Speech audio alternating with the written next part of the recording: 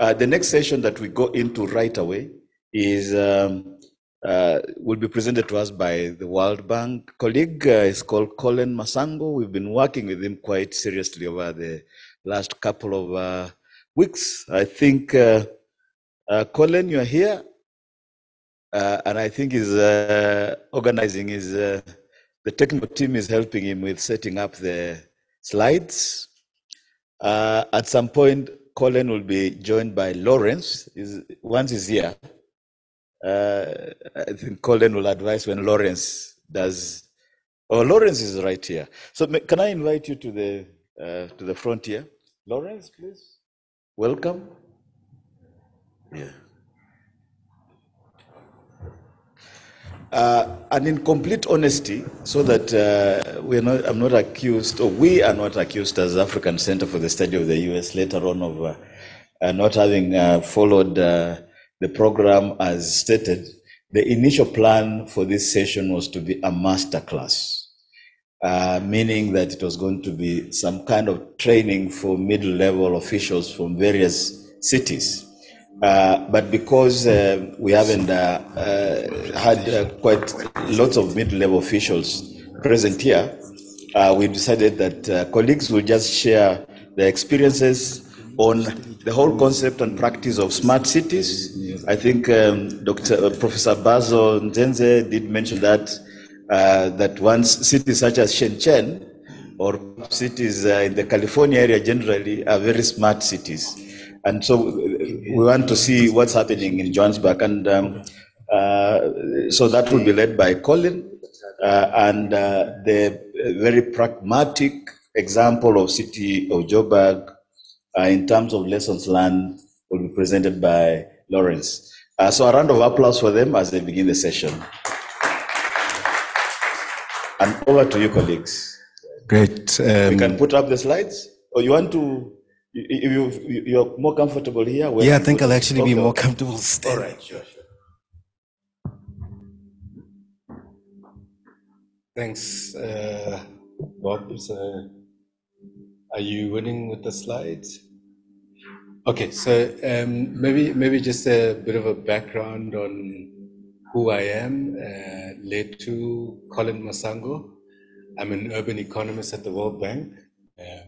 Joined the bank in 2019 after 12 years.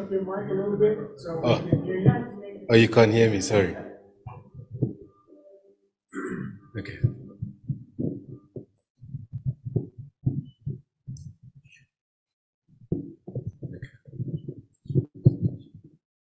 Great, okay.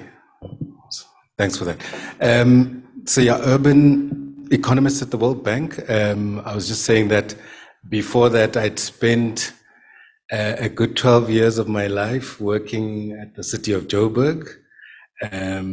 So I think I consider myself more of an urban practitioner with a heart that's still at local government. So I'm always happy to be at a platform of this nature, just reflecting on some of the work that we're doing. I think the smart cities work has really been an eye-opener for us in terms of how we could actually help cities plan better. So I'm looking forward to just sharing my reflections on smart cities, and yeah, feel free to critique me as much as you can. I mean, so that image you see over there, for me, is often what gets displayed as smart cities. These very futuristic, artistic impressions that don't really resonate anything for me. And I think there's a number of reasons why you get people thinking smart cities being these tech savvy images, right? So if you look at the different definitions that would be bouncing around on smart cities, some of them center around digital transformation, right? So that's looking at innovation as a driver of smart cities. I think quite linked to that is the city of the future, the image that I showed you just now. And then you've also got the city as a technology. So an area where municipalities are testing out ICT innovations, where the idea of data integration, data solutions, data-driven development comes to the fore. And then I think one that probably relates a lot to most people of the smart city as a city of sustainability, which for me resonates a lot more, but I'll share that a little bit later on that. So I've been quite fortunate that I've been working with colleagues in the World Bank. There's an entity called the Global Smart City Partnership, who have introduced us to a range of global experts. Some of these experts are from South Korea, and they've done an interesting exercise of basically tracking the meaning of smartness over time, and starting obviously with the first era around, say, sustainability. So Amsterdam, the digital city, moving on to the likes of Barcelona, looking at city efficiencies, and then intelligent city services, with a lot of the cities actually haven't gone into that level up to this point in time, around about 2020s, where we're talking augmented reality, and I think a lot of the cities that you would imagine displaying themselves as very futuristic are already there, in the likes of South Korea, etc., already thinking in this fashion. And what's interesting as well is this, so this was a reflection of Seoul in South Korea and the journey that they had taken. And they sort of looked at themselves as initially having started as an ubiquitous city, so basically very tech driven about the technology, etc., to their current state where they see themselves as a smart city. Now, I mean, those extremes from seeing themselves as a product, producing those tech solutions, being very fragmented in terms of how they organize themselves. So one entity will drive a particular program, another entity will have their own approach, rather than seeing the city as a platform where all these different elements come together. So just maybe a bit of an explanation on those different elements. So as you see over there, the products, which would be your surveillance cameras or whatever instruments that cities put in place, versus the platform, which obviously driven largely by the likes of Microsoft and the opportunities that they open up to cities for data, interoperability, etc.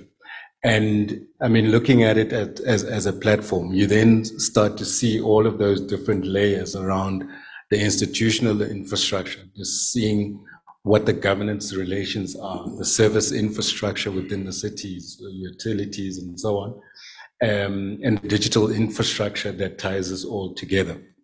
And obviously, it always happens in space, and I think that's the interesting thing about smart cities, is that it's not just concepts, but it is about spatial interventions and plans at the end of the day. So just to go back though to this point about smart cities and whether they are the silver bullet that's needed in the development of urban spaces. And I just went back to two definitions that I think make a lot of sense for us at the World Bank. So the one is by the International Organization of Standards, and it speaks about issues of sustainability, the use of data, integrated technologies, all with the aim of providing better services and quality of life to those who live in those urban areas. And then the British Standards Institute, and I'll explain why in a little bit, why I have actually picked up on what they've said as well, because they sort of talk about the effective integration of the physical, digital, and human systems, again, with the intention of delivering sustainable, prosperous, and inclusive cities. But besides all of that, all these great quotations, I came across this article, Massachusetts Institute of Technology. I know that I was practicing the city name because I kind of knew that it would trip me up a bit. So I'm not going to repeat it again, but MIT, they issued an interesting paper in 2021. This is obviously following onset of COVID and the lockdowns that impacted all cities globally. And they were making the point that all of these cities, so your Birminghams, whether it's New York, Torontos of this world, Seoul, any city in a developed nation was actually struggling with how to handle the health issue. So they have all the information, the data, the systems in place, but they were not able to respond to the COVID pandemic. And in their criticism, they make the point that, you know, the one emphasis that should have actually been the focal around smart cities is actually the city and not necessarily the smartness of cities. So almost going back to the basics of why we actually have cities. They're about people and people first, and everything else follows suit. And I think obviously this is critical of all those Western nations or developed nations. But if you look back to South Africa and thinking of us going online and all the students that couldn't actually be part of the education system as a result of not having the technologies or the systems in place, we fall into this exact bracket. So then what about the South African cities or African cities? Most of the images that you see there at the bottom, in fact, are images of Lanseria city, our smart city, as pronounced by the president in 2019. And obviously that image is pretty much fitting as well, because this is how we see ourselves, this glossy, beautiful future state. But in recent times, I mean, I think from the onset, in fact, there's been a host of criticism at the whole new cities. And I think the most impactful one for me is from Prof. Philip Harrison, who says that South Africa doesn't need new cities. It needs to focus on fixing what it's got, right? And as an urban planner or as a citizen in any of the South African cities, this is probably the reality of 90% of people who interact with CBDs or any other spaces in their city. I particularly like this one from Ilanga, Isililo ngokuqathuka kweTheku. So that's an outrage at the absolute deterioration of eThekwini. And interestingly, on this article, the journalists did quite an interesting exercise where they went into different parts of eThekwini and they plotted down all the areas that had the worst stench, urinal stench. Right? So, and I think read up on any issues around eThekwini, that is still a major problem. Issue of infrastructure, destruction of infrastructure that is invested by governments, and as well as the extent of pollution within those areas. So what do we then do with the smart city work? And in thinking about implementation, came across this interesting study from Roland Berger's Smart City Index, which states that out of 250 cities that think of the smart city journey, only 153 of them had officially published one. And of those that had published, only 8 implemented their smart city strategies at an advanced stage. And so we then started work with the DBSA, where we were contracted to help the DBSA and 4 metros in South Africa with smart city solutions. So amidst all of these great innovations and policies and documents that talk about smart cities, we then thought about what actually can we base our interventions on. And we went back to the World Bank's report on regenerating urban land. And whilst it's specific to regeneration agenda, it actually speaks broadly to the idea of smart cities. And as I indicated, the Global Smart City Partnership Unit has actually adopted these 4 principles as the baseline of planning for smart cities. So the first of these, on scoping, actually talks to this principle of where do you actually start and what matters most in the city. And as I indicated earlier on, the most important for us is the human scale, followed obviously by the neighborhood, and then the community, and then the city scale. In planning again, we adopted the British Standards Institute as a framework to guide our support to the cities. So beyond just laying down the foundation of planning systems, we're looking at what are the processes to get the private sector actively involved in the delivery of smart cities. It's talking about bridging this gap between planning and implementation phases, which is something that often trips up South African cities. So just a little bit detail on the planning tools that we've used, the Smart City overview in terms of the British Standards PD 800, which essentially gives us a window of understanding all the cities that we've been working in. So basically, we've got a number of components ranging from leadership all the way down to performance management, which we, through a very interactive process with the cities, determine where the city believes it is. So from lagging all the way up to excelling. And then from those inputs in terms of where the city is, we then work with the city to say, what is your 10-year horizon? Where do you see yourself in 10 years' time? And the gap that you see in between then becomes our action plan in which we work with the city to help them achieve this.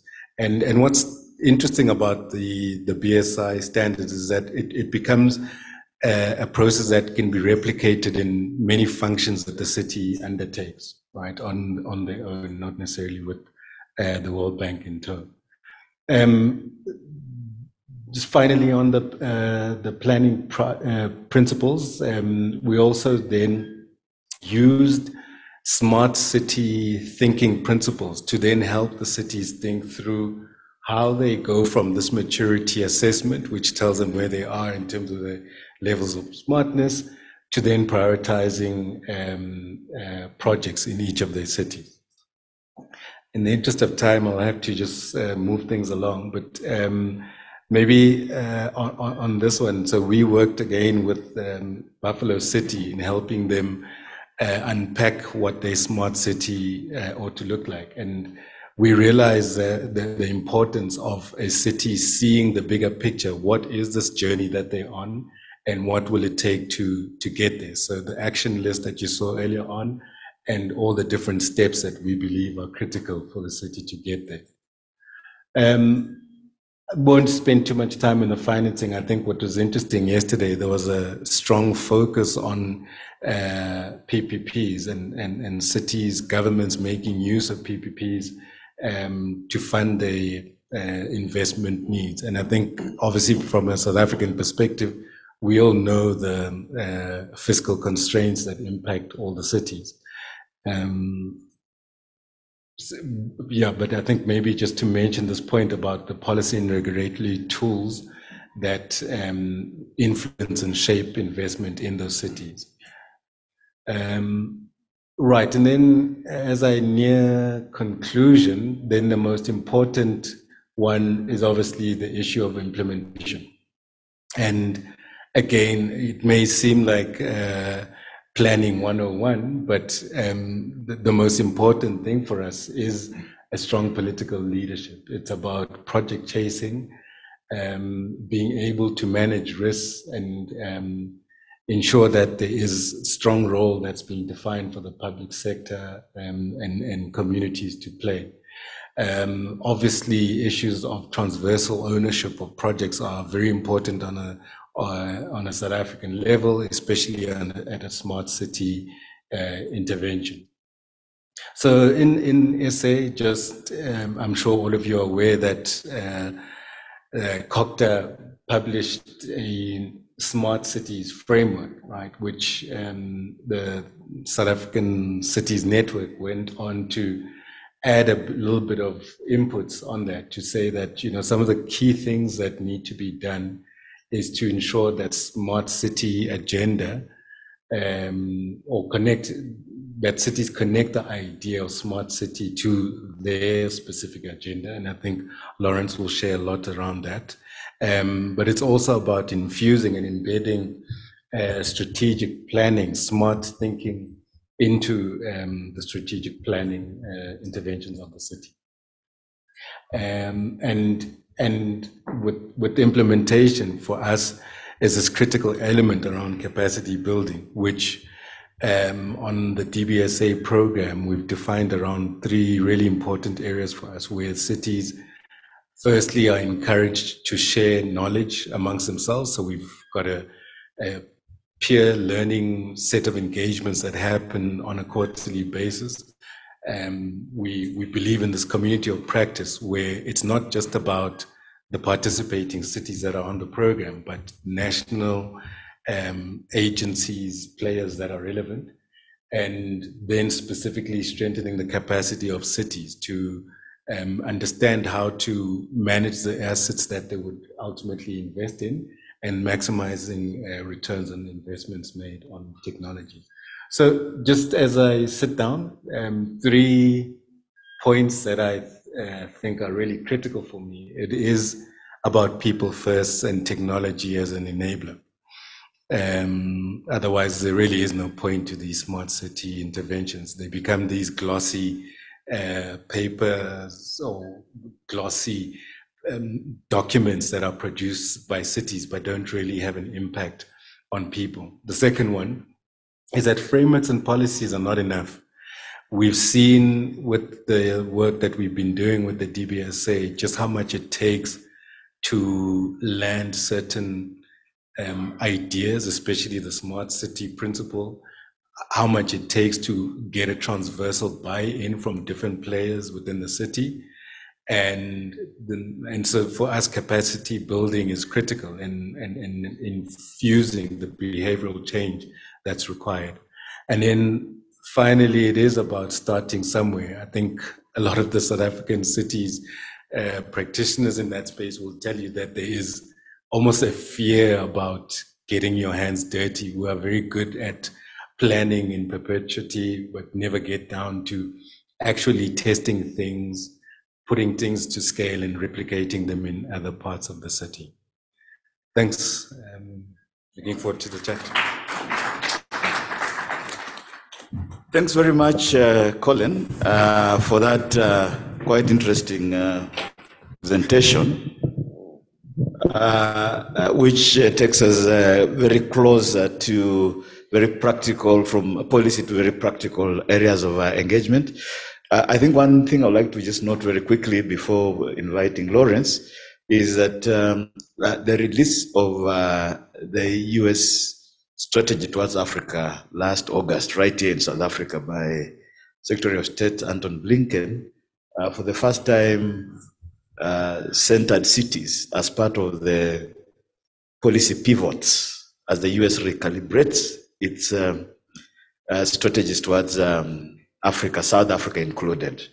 And at the U.S. Leaders Summit in December, one of the points of discussion was that the Biden administration was working with multilateral organizations, including the World Bank, to see how a pot of resources can be put together to support some of these initiatives. So I think in connecting what the World Bank and City of Joburg and other African cities are doing, it looks like there is an opportunity here to connect this pledge by the US government to the work that the World Bank and perhaps the IFC and others do, and see how resources can be availed. Because I think Biden was very clear that they will work with Congress to avail resources to the World Bank, to provide these resources to countries. And smart cities could be one of the areas that could be of interest.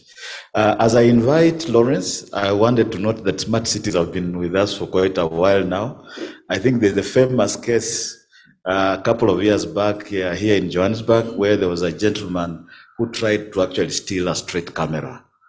I think South Africans here will remember that he was looking straight into the street camera and trying to get it, to steal it, to disengage it. And as you can imagine, he was arrested not long after his failed attempt. And with that, Lawrence, welcome to give us perspectives from the City of Joburg. You can also make the presentation from there, or you can come over if you feel comfortable here. I think I'll sit. Okay. I'm more comfortable, yeah. Thank you very much, Program Director. Good, I don't have a watch. Afternoon, is it afternoon? Still morning, ladies and gentlemen. As I've been introduced, my name is Lawrence Boya.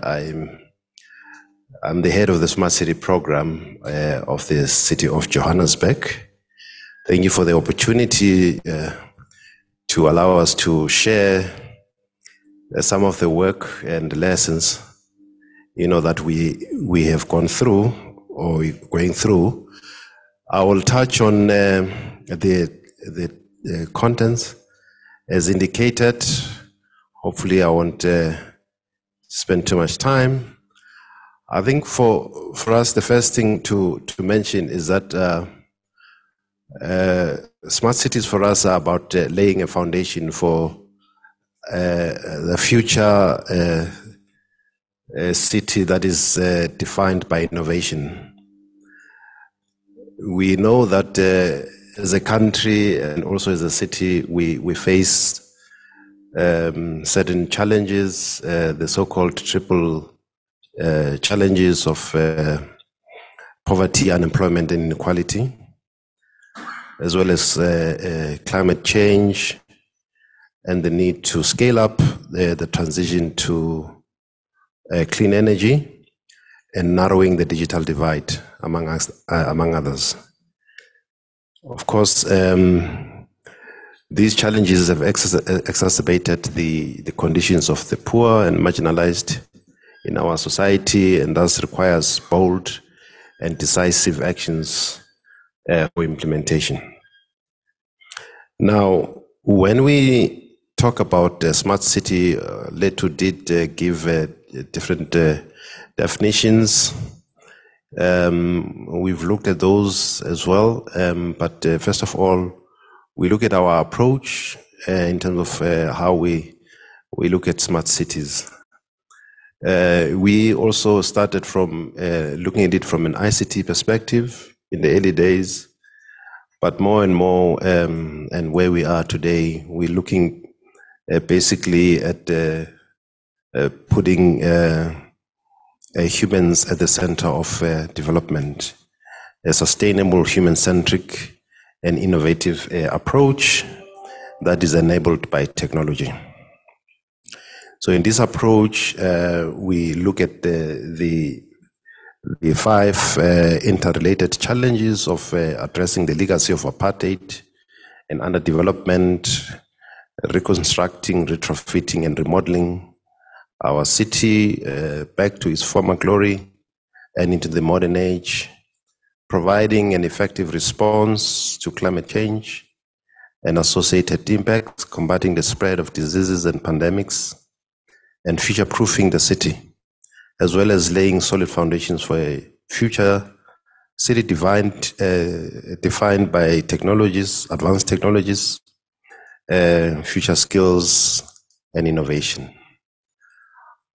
Our definition looks at Joburg as a digitally transforming city, becoming citizen-centric, inclusive, a city that makes decisions and governs through technologically enhanced engagement with its citizens who have universal access to services and information, and that enhances socioeconomic development and efficient service delivery that makes the city safe, sustainable, livable, and resilient.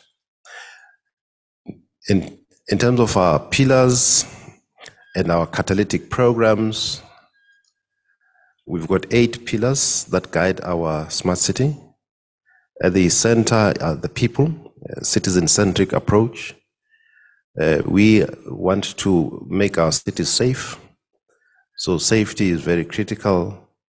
Also, as an institution, we want to be smart and to govern also in a smart way. We want to develop communities and a city that is sustainable, livable, and resilient. We want to have our services that are available on a 24/7 basis through smart platforms. We want to have an economy that is digital, knowledge-based, and is able to provide opportunities in terms of 4IR. We want a connected, intelligent city. From this, we have come up with 10 catalytic programs that help to define the initiatives that we need to implement. First of all, it's looking at connecting Joburg wall to wall, every part of a populated Joburg to be connected digitally so that our people have access to internet, whether in their homes, in a bus, in a taxi, in a public space, everywhere. Secondly, we're looking at empowering our employees and our communities with the skills that are needed for the future. Thirdly, making our citizens smart. Fourthly, as I've said, making Joburg safe. And then applying co-production systems and innovation, whereby the citizens themselves provide solutions to how they want their city to develop, including taking ownership for service delivery provision, addressing issues of data through development of a data system and data portals, greening our city, making it resilient and sustainable, converting our government processes into digital, and also making our neighborhoods and our cities into smart. For instance, Lanseria would be one of the initiatives that fit under this, as well as looking at mobility. So how does this work? The top of the pyramid is a connected, intelligent city. And of course, that city must be enabled by mobility, spatial transformation, digitalizing government services, addressing issues of climate change, energy, and resource sustainability, empowered through unified data, technology, digital citizens, and for our skills. How we see going forward in terms of our roadmap. We started by laying the foundations when the metro was established in 2000. So between 2000 and 2010, we were laying out the foundations. And in 2011, our growth and development strategy that for the first time mentioned smart city was adopted. And then from there, we have been then piloting on a number of projects, e-learning, e-health, smart meters, etc. Those are the initiatives that we started with. Now we are mainstreaming, upscaling, and ramping up those initiatives. Now we are at the stage where we are mainstreaming that, for instance, smart city is everybody's business, a whole in government approach, or if you like, a whole in city approach. So as part of this, for instance, smart city being a priority of all the administrations that we have had in the city from 2011, doesn't matter the changes that we've had, smart city has remained, a priority, which is quite important for us. Now, as part of that, it is a requirement, for instance, when we look at business plans of departments and entities, that they must show how they are addressing smart city. And of course, beyond that, we will then be maintaining and mainstreaming. Now, Leto referred to the maturity assessment that was done by the World Bank that indicates where we are. So in terms of all the 7 factors, leadership, etc., that they looked at, the assessment suggests that we are competent in a number of areas. We show that we have made some moves, but we are not excelling yet. So which is a good start for us to understand our baseline, so that we then know where we want to be, in 2040, where all of the different domains that we're dealing with, whether it's safety, whether it's mobility, health, infrastructure, education, etc., we are addressing them so that we get into a smart Joburg. Now, in looking at the challenges of building a smart city in South Africa, I think the next 2 slides for me are the most critical ones, because they are about the debate in South Africa, where we are and how we understand smart cities. The first challenge is that there is no legal framework in South Africa for smart cities. Secondly, the existing COCTA developed and published smart city framework is a mere guideline document. It's not a government policy. So a city may choose to follow it, and it may also choose not to follow it. So we have a very funny situation in South Africa where some parties that control certain cities define themselves outside of national government programs. So, because smart city is seen as an ANC initiative, so they will choose not to implement it. Maybe they will call it by their own name. And this is a result of no direct legislation or policy approved by government or adopted by government. Thirdly, we have fragmented approaches and interventions. For instance, South Africa Connect is led by Department of Communications. Then you have COCTA that leads something else, and then you have another department coming up with something else, science and innovation, etc. So it's confusion right across the board.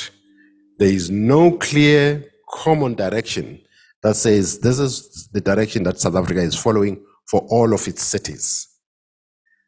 And because of that, there is no explicit national program, on building smart cities, like for instance, Smart Nation in Singapore, and also China have their own programs and elsewhere.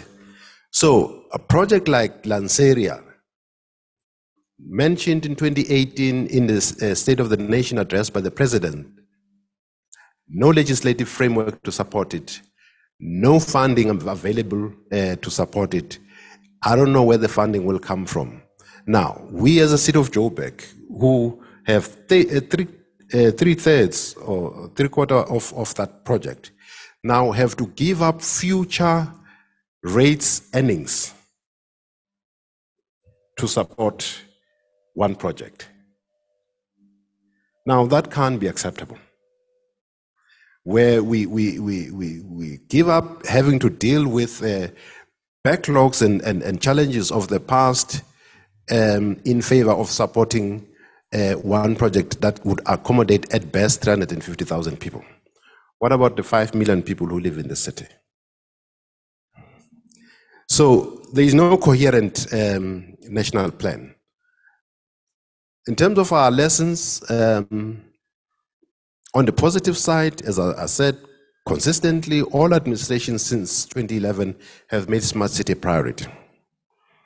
Secondly, it is a requirement for all business plans to incorporate smart city initiatives in the city of Joburg. And also there's an existence of a dedicated unit to champion, drive, coordinate smart city initiatives, which is a smart city office that I lead. And of course, there is funding for some of the smart city key initiatives.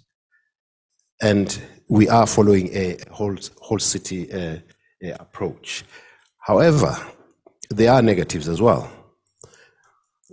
Like I said, lack of enforcement due to the fact that there is no legal requirement, like you would have, for instance, Circular 88, that prescribes a set of indicators that all municipalities in the country must follow. Smart city is not amongst those indicators. This therefore makes officials who are then preparing their business plans to say, okay, smart city, okay, I'll just do just a small thing there. It's not about the whole approach. If looking at how they try and they really transform their business processes. Just give a small project there, and then we tick and say, this business plan does have smart city. So that is the challenge we face. So there's still a perception also that smart city is equals to ICT, which is a problem. In terms of our long-term strategy, which is our growth and development strategy, as well as our medium-term strategy, which is the IDP, those strategies and plans are not designed as strategies to achieve a smart city. Smart city is just one of the priorities that is mentioned. And then also there's no clarity about smart city budgeting. Should there be, for instance, a smart city line item in budgets, or should we look at the whole budget as a budget to achieve a smart city? And then, of course, the fluctuating political situation caused by, the coalitions, etc. I'm wrapping up. 2 minutes. Sure. I don't know. In Joburg, for instance, we've had, is it mayor number 6 now? In the last couple of years, that is unsustainable. A country cannot afford, especially a developing country. So there needs to be a national legislation that deals with this challenge, so that the long-term plan of the city cannot change, regardless of the political power or of the political party in power, because the needs of the people do not change. So we need to guard and protect developmental programs that are meant to address the needs of the people, irrespective of who the political party is in charge.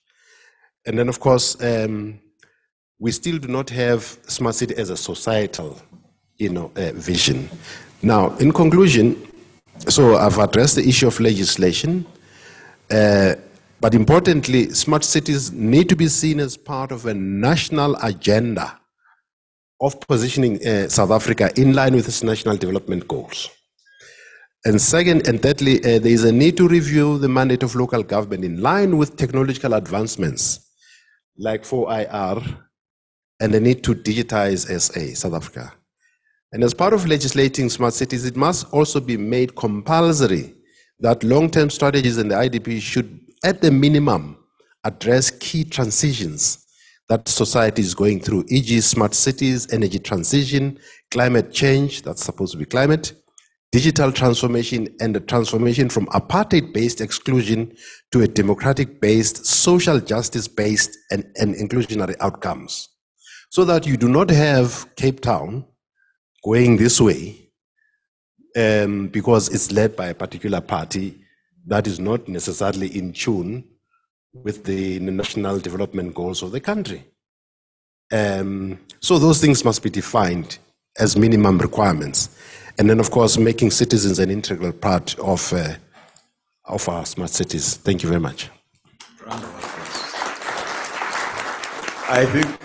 I felt painful having to stand and indicate that your time is running out, because what you are saying is super interesting for us as researchers, as practitioners. All these opportunities and challenges, and as I mentioned, even for the other aspects of the conference, each one of these panels can be a conference on its own. But we are saying, no, look, we wanted to start big, overarching, from general to specific, so that the next iterations will be more focused on particular areas, so that we do justice to this.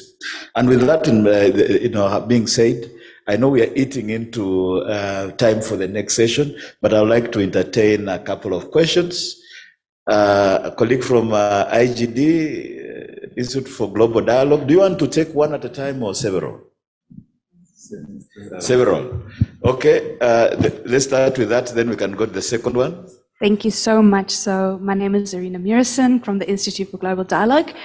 And, pardon me, so I wanted to ask, since you're aware that political risk has a dynamic to play in smart cities, do you account for it in the smart city plans in terms of how you mitigate this kinds of political risk? And the kinds we start to see cropping up more and more are specifically attached to the nation building question in terms of what does it mean to be an active or responsible citizen living in these smart cities. So I just want to ask, to what extent do you start to factor these softer measures in terms of political risk? Thanks. Thank you. We'll take another question if there's any. Okay, right there. You can pass the mic.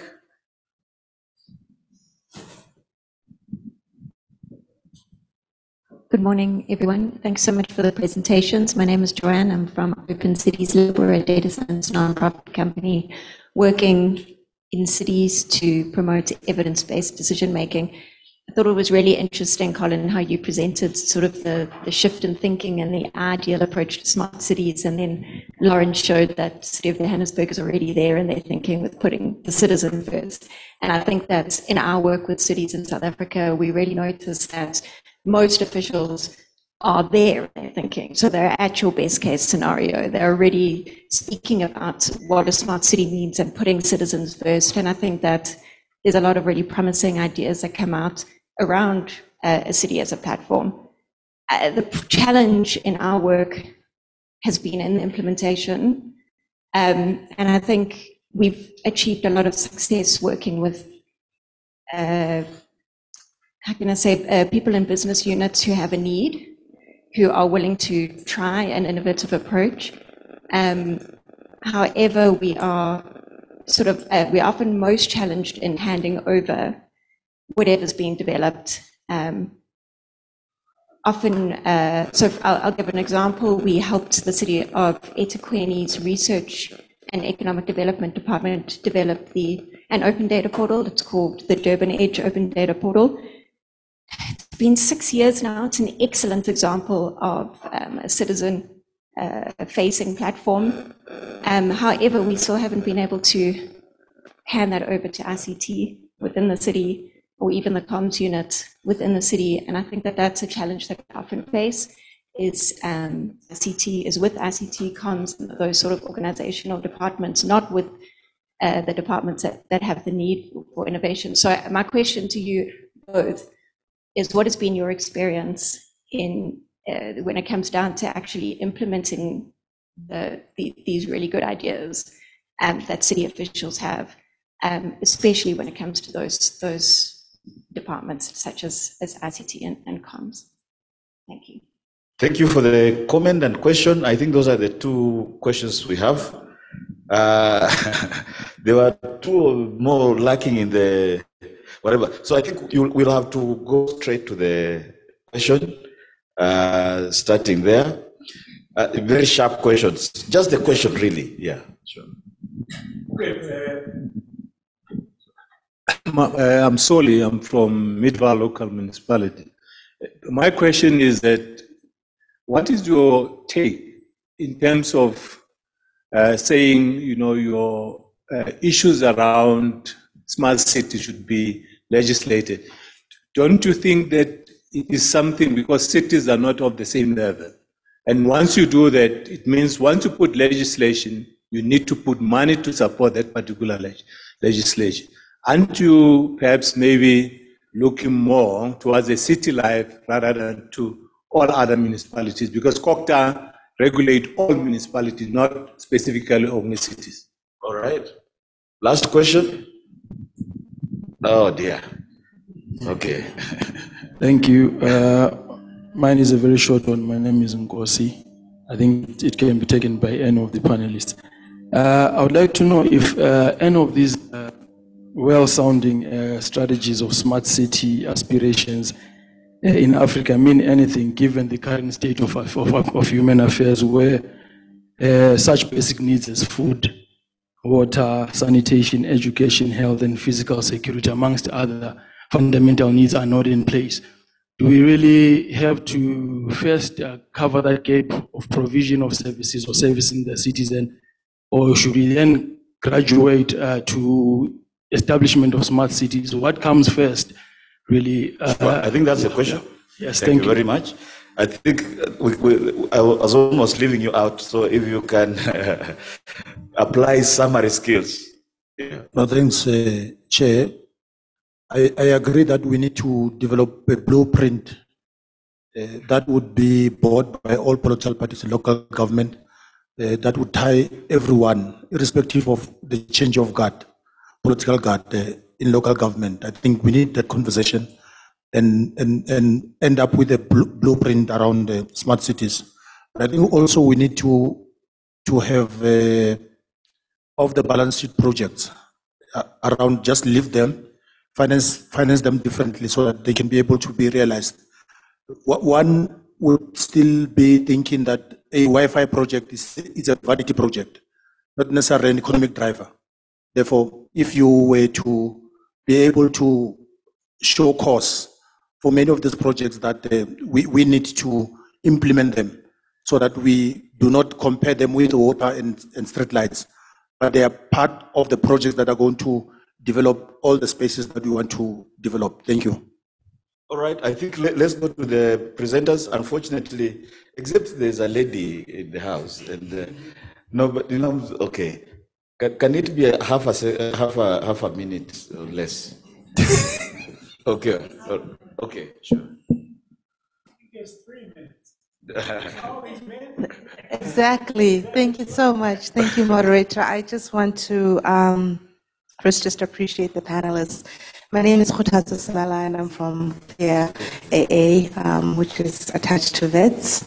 My question was really, I was fascinated by the critical path that you set out in terms of the smart cities strategy and where you are heading towards 2014. And so the question that I wanted to pose was, if perhaps you can share what measures have been put into place to assist the responsiveness of citizens, particularly in terms of which of the measures that you've established have had the most positive impacts on them. And the reason I'm posing this question is because I was struck by the fact that the examples you gave were very much centered around technology centered interventions in terms of what priorities have been in the Smart Cities Initiative, and yet at the same time, our brother from the World Bank here shared with us very much that the lens that's being used in terms of thinking about smart cities is sustainability approaches. So I would be quite keen to hear some of what you've done and what really has made a difference in improving the lives of citizens in Joburg. Thank you so much. Thanks. I think that was a sharp and focused question. But now the challenge turns on to the panelists, because within 10 minutes, you have to kind of figure out how to respond to those questions. And it's just for the practical reason that we have another session coming up and we have to go to lunch. So over to you, colleagues, with that request for a very summarized, pithy kind of response. Thank you.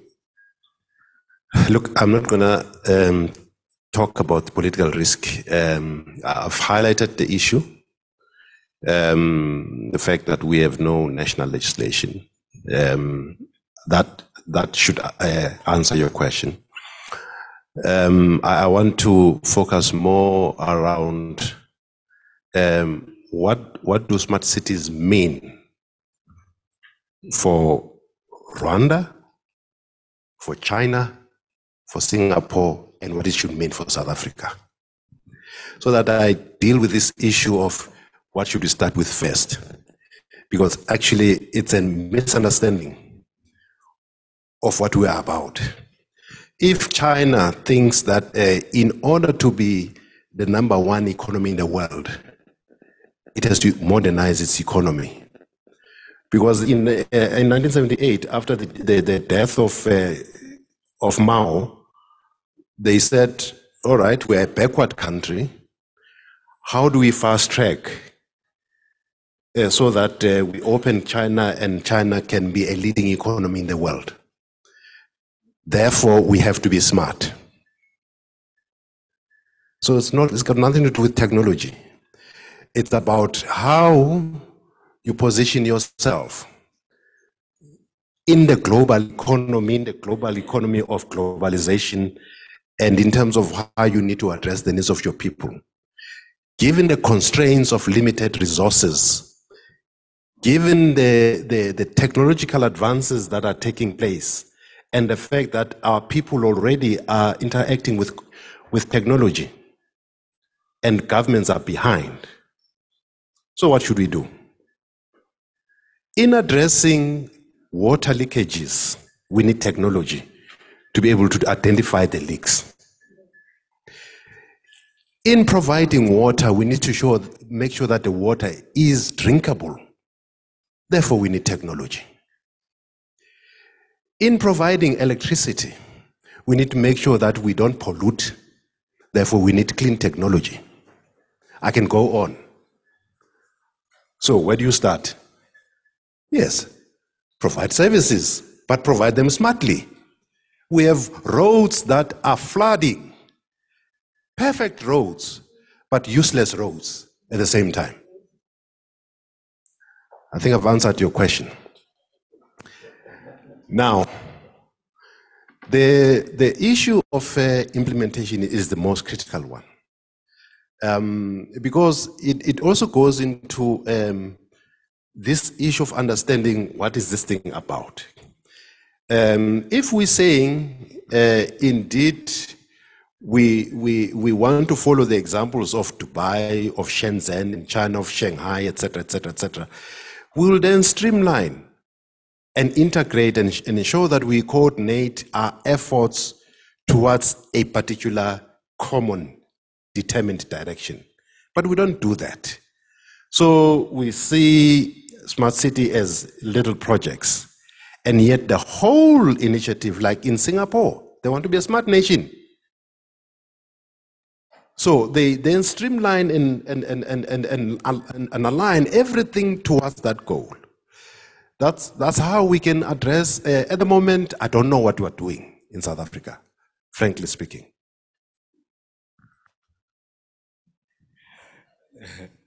Hard act to follow. So just a couple of responses. Maybe let me start with the one about what solutions COJ has advanced for people, right? And I think, Lawrence, just going back to the various innovation competitions that the city has held, that you also conducted a couple of years ago, is one of those key examples of what the city has done to actually have a people-centered approach.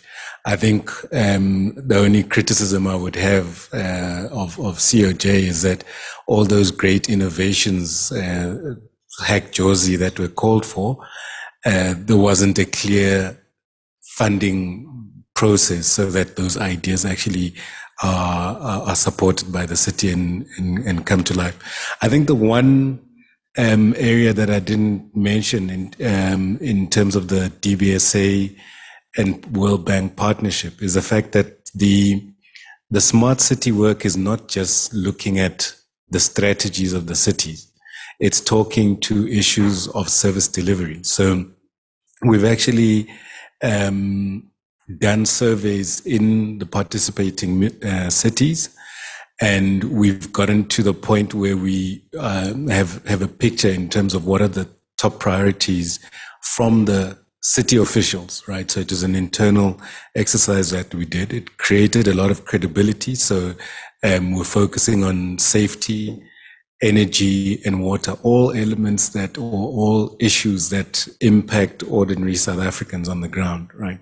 And so it somewhat answers this question of where do you start? Is it service delivery or what? But I think it's bringing in a new language and ethos on how you roll out services and provide infrastructure. I don't need to belabor it. I think Lawrence covered it extensively. And then on the issue of the data and what examples work, it's funny that it goes back to this point that was raised by Lawrence, that there isn't a national framework that actually guides cities on what really to do, or even instructs cities on what to do. If you compare any of the Asian countries, take Seoul as an example, not Seoul, sorry, South Korea, there's a very clear line of or marching line that's put down for local cities on how to manage data so that it's interoperable from one department to the next, from one city to the next city, one city to the national departments. Literally, there's a single window of a citizen in any city in South Korea. And if we had the right sort of legislation to open up cities so that the work of its edge, right? Its edge and open Durban could actually be accessible to citizens so that people are able to make use of it. You've got the likes of Microsoft who have a relationship with all of these cities in South Africa, and they build these amazing platforms, but cities don't take them up. And you'll just have the digital department sitting with this great asset that they can't sell on to other departments. So I don't know whether they are in the wrong departments or whether it's just this issue around transversal operations within the cities. But thanks, Bob. Maybe parting shot. We've distributed magazines that we are producing as part of the relationship between the World Bank and the DBSA. Please, I think everybody would probably need to just give context to Lesego. We'll find a way, but if you'd like to be part of our mailing list, Lesejo, is at the back. She can put up her hand. Please let us know and we'll put you on our mailing list for future publications. Thanks, Bob. Thank you very much. A round of applause to our colleagues. What I think if we had time, we'll have really dug into this topic even more broadly. I think towards the end of your presentation, you are making the point that companies such as Microsoft are involved. Now, Microsoft is an American company with a home somewhere in the Silicon Valley, and that now starts bringing in the connection. And I think there are many other connections that can be made. But at least we started with understanding the state of play in Joburg. What is left for us is to make that connection with the US in whichever way. And I think our work is cut out for that. And thanks once more. You may continue sitting there or you can go back to your seats, whichever fits well. Right. And I'm glad to be working together. And at this point now, I'd like to invite Professor Namdi Ele, who is head of School of Architecture and Planning at Wits University.